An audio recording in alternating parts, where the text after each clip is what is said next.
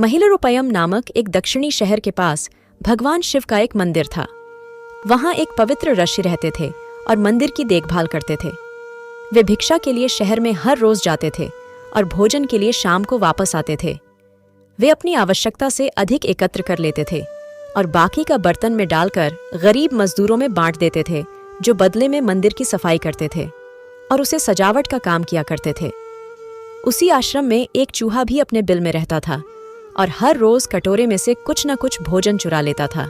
जब साधु को एहसास हुआ कि एक चूहा भोजन चोरी करता है, तो उन्होंने इसे रोकने के लिए सभी तरह की कोशिशें की। उन्होंने कटोरे को काफी ऊंचाई पर रखा ताकि चूहा वहां तक पहुंच न सके, और यहाँ तक कि एक छड़ी के साथ चूहे को मार भगाने की भी कोशिश की।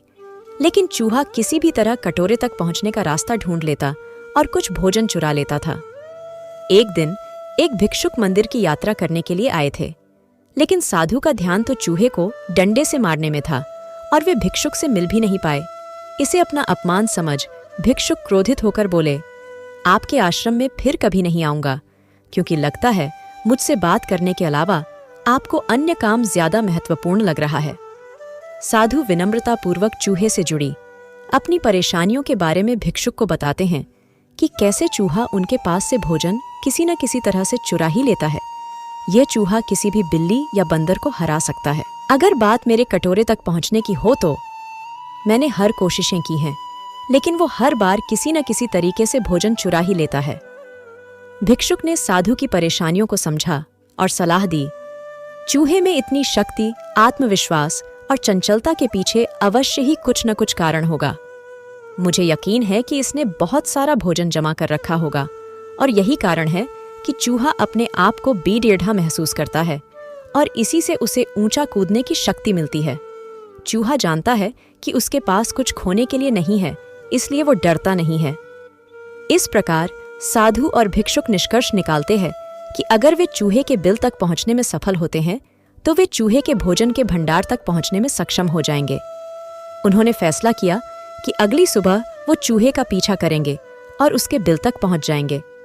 अगली सुबह वो चूहे का पीछा करते हैं और उसके बिल के प्रवेश द्वार तक पहुंच जाते हैं। जब वो खुदाई शुरू करते हैं तो देखते हैं कि चूहे ने अनाज का एक विशाल भंडार बना रखा है। फौरन ही साधु ने सारा चुराया गया भोजन एकत्र करके मंदिर में लिवा ले जाते हैं। वापस आने पर अपना सारा अनाज गायब देख चूहा बहुत दुखी हुआ और उसे इस बात से गहरा झटका लगा और उसने सारा आत्मविश्वास खो दिया। अब चूहे के पास भोजन का भंडार नहीं था, फिर भी उसने फैसला किया कि वो फिर से रात को कटोरे से भोजन चुराएगा। लेकिन जब उसने कटोरे तक पहुंचने की कोशिश की, तब वह ढढ़ाम से नीच गिर गया और उसे यह एहसास हुआ कि अब न तो उसके पर शक्ति है और न ही आत्मविश्वास। उसी समय साधु ने भी छड़ढ़ी से उस पर हमला किया। किसी तरह चूहे ने अपनी जान बचाई और भागने में कामयाब रहा और फिर वापस मंदिर कभी नहीं आया। यदि हमारे पास भी संसाधनों की कमी न हो, तो हम में भी अद्भुत शक्तियां और आत्मविश्वास की कमी कभी नहीं आ सकती।